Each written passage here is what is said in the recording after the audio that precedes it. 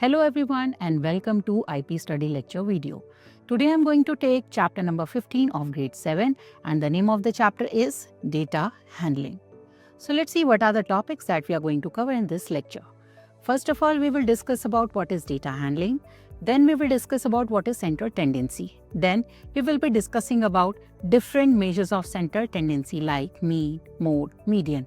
And towards the end of the session, we will be discussing about graphs. So without wasting our time, let's start the session. So dear students, suppose your class teacher conducted a maths test in your class and then she asks you who got the highest score. Suppose she asks you to stand up and tell her who got the highest score. So how you're going to do that? What you're going to say? In that case, what you will do? You will start asking the student what is their score. Then you will write down their scores. After that, you will try to analyze the data and post-analysis, what you will get? You will get which student get the highest score. So in whole process, what you have done? You have collected the data first, then you have organized the data, and after that, you have analyzed the data in order to find out who got the highest score in that test, right? So this is called data handling. So what is data handling? Data handling means a group of data or some data that you are collecting from somewhere, then organizing it in some way, and then analyzing it so that you can find out important information from that data. So I hope you have understood what is data handling, right? This is something that we have already discussed in our previous classes as well. So let's move on to the next topic. The next topic is what is central tendency. Suppose you have collected the data for a particular activity or something like that, and then you are supposed to find out central value or the average value of that data, right? So that central value or the average value of that collected data, we call it the central tendency, right? Now, how you are going to measure the central tendency? So we have different measures of central tendency. So the first one is arithmetic mean. So what do you mean by that? So students, suppose we have 5 students who have given a class test, let's say, and the class test was of 10 marks. So let me write the scores for that 5 students, right? So student A scored, let's say, 5 marks. Student B scored 3 marks out of 10. C scored 5 marks. D scored 7 marks. And E scored, let's say, 2 marks, right?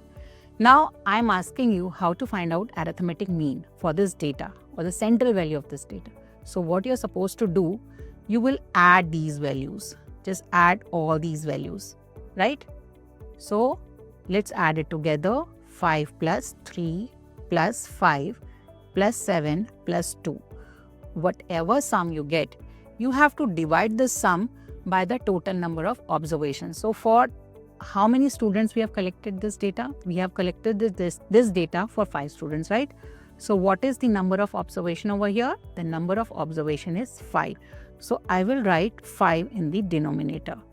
So let's add it and find out what is the sum for this data. So 5 plus 5 is 10. 10 plus 7 is 17. 17 plus 3 is 20. And 20 plus 2 is 22, right? So 22 divided by 5. If you solve it further, what you will get? You will get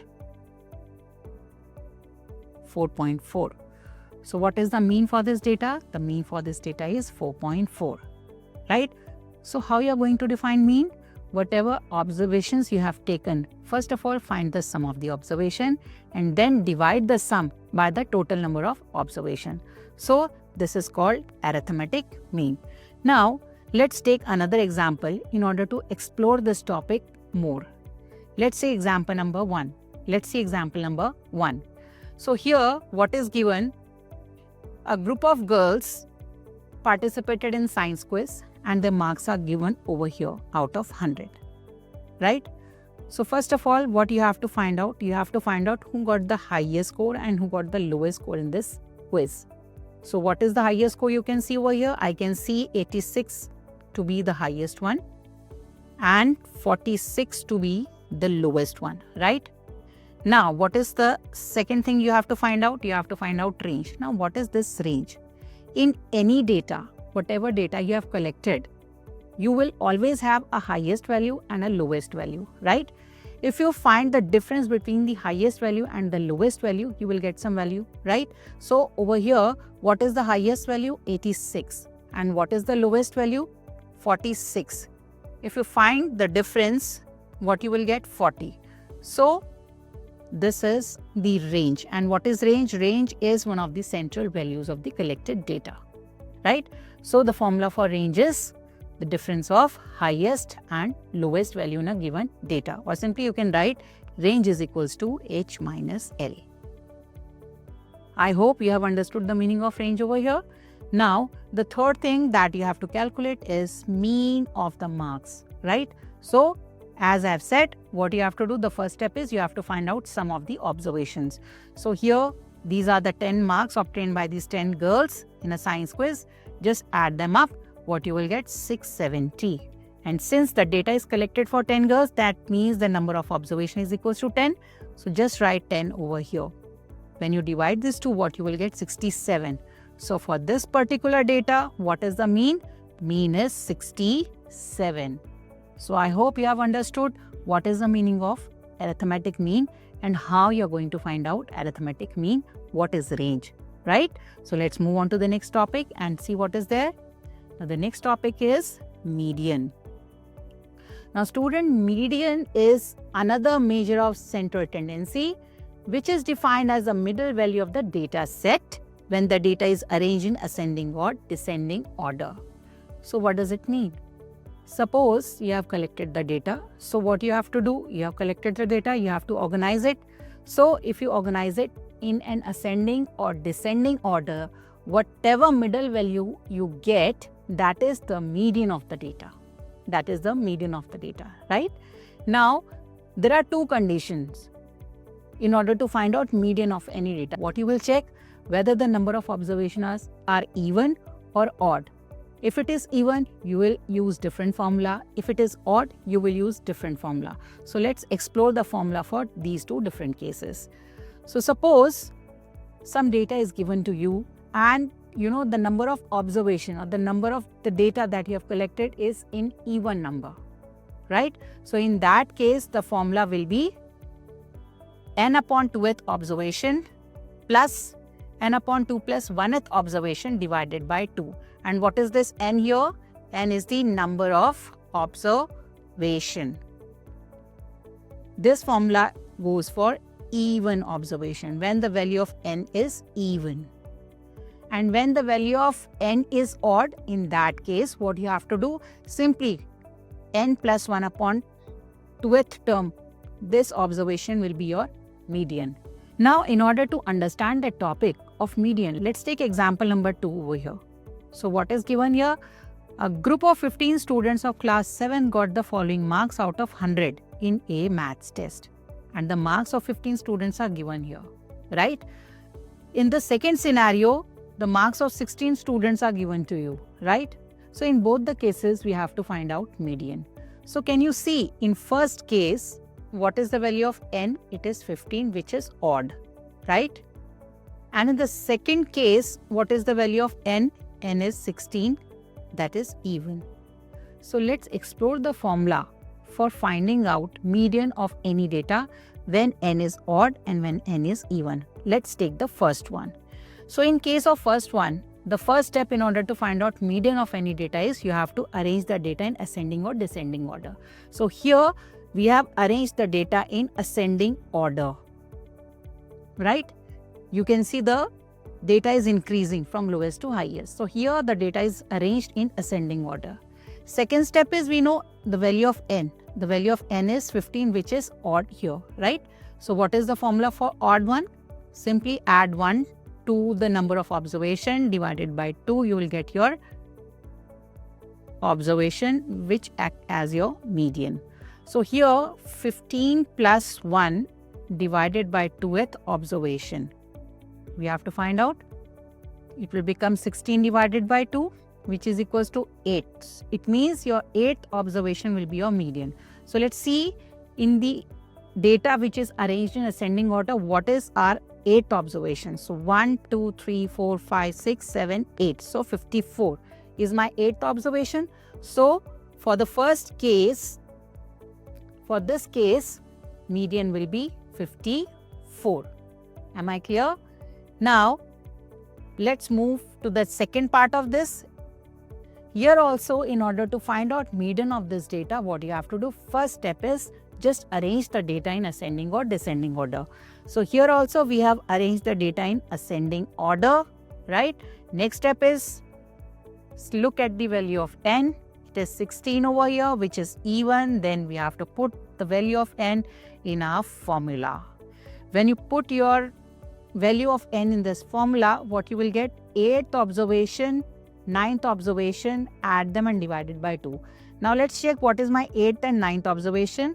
The 8th and 9th observations are 50 and 53. So what you will do? Just add 50 and 53 and divide it by 2. When you do so, you will get 51.5, which is the median of the given data. So I hope you have understood the topic of median, how to calculate median when the number of observations are even and when the number of observations are odd. Now student, beside mean and median, we have one more measure of central tendency, that is called mode. So what is that? So suppose you have collected the data and in your data you can see some values are there which are occurring more than 2 times or 3 times, or they are occurring very frequently.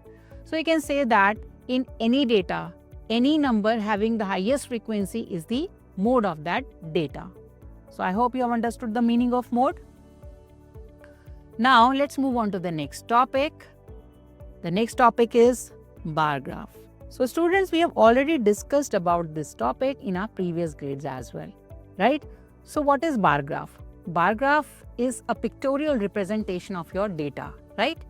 So how you are going to differentiate between bar graphs and pictographs, that you have already learned in your previous grade. Let me recall it. Pictographs are used when the data is limited, when you have less number of data. When the data become very large, in that case, you will find it challenging to represent your data using a pictograph. In that case, what you will do? You will use a bar graph for this. So what is bar graph? Whenever you are representing your data using columns or rectangular columns or rectangular bars which are equally spaced, having equal width, we call that representation as bar graph, right? So students, we have already discussed about this topic in our previous grade as well. So let me show you the next topic where we will cover this topic as well, that is double bar graph. So why we use graph? I told you, because it is quite difficult for us to show or to represent our data using pictographs. That is why we jumped on bar graphs, because it is quite easy for us to represent our data or information using bar graphs when the data is very large, right? So suppose you want to compare 2 data together. In that case, what we will do? We will use a double bar graph, right? We will use a double bar graph whenever you want to compare 2 data simultaneously. So let's take an example to understand this topic. So let's say example number 4 is there. So what it is saying? It is saying study the double bar graph and answer the following questions. Here the double bar graph is given. So just look at this double bar graph. What is given over here? It is given that we have 5 sections of class 7 and it is showing how many boys and how many girls each section has, right? So your y-axis is telling you the number of students and your x-axis is telling you the class 7th with different sections. Now let's try to interpret this graph and find out the answers for the questions mentioned above. So the first question is, what information does the double bar graph represent? So what it is showing, I have already discussed with you, it is showing the number of girls and boys in each and every section of class 7th. Now the second question is, find the number of boys in all the sections of class 7th. So here student, you can see this one, the left bar graph, the left rectangular bars. These are for girls and the white ones are for boys. The question is asking the total number of boys in class 7th. It means in all the sections you have to calculate the total number of boys. So for first sections, how many boys you have? 15. For section B, how many students you have? 30. For section C, how many students you have? How many number of boys you have? 20. For section D as well, we have 20 boys. And for section E, we have 25 boys, right? If you add all these, what you will get? 110. So these are the total number of boys in class 7th. That includes each and every section, right? Now let's move on to the next question. It is, in which sections the number of girls are greater than the number of boys? Now compare the columns of boys and girls. Then you will find out in which section you will find the number of girls are more than number of boys. So in which section we have? In section A. You can see here the graph for girls is more than for boys, right? So in section A we have more number of girls compared to boys, as well as in section D we have more girls compared to number of boys. So we got two sections, section A and section D, right? In these two sections, we have more girls compared to boys. Now, what is the next question? In which section the number of boys is the maximum? Again, you have to check the bars. Which one? The white one, because the white ones are representing number of boys here, right? So here you can see that this rectangular bar is having the highest height, right? So here for section B, we can say that we have more number of boys, right? Now, let's see the last question. In which section the number of girls is least? Minimum number of girls. Which section we have? We have section C. In this section C, we have less number of girls compared to other sections, right? So, I hope student you have understood this, how to interpret a double bar graph, why we need a double bar graph, right? So, in this session, what we have covered? First of all, we have covered what is data handling. Secondly, we discuss about what is central tendency. Then we discuss about different measures of central tendency like arithmetic mean, median and mode. We find out how to find out mean, median, mode for any given data. Thereafter, we discuss about bar graph and the need of bar graph and how to interpret a double bar graph. So I hope you have understood the topics that we have covered in this lecture. That's all for this lecture. We will meet you in the next session. Till then, take good care of yourself. Keep smiling, keep learning, keep practicing.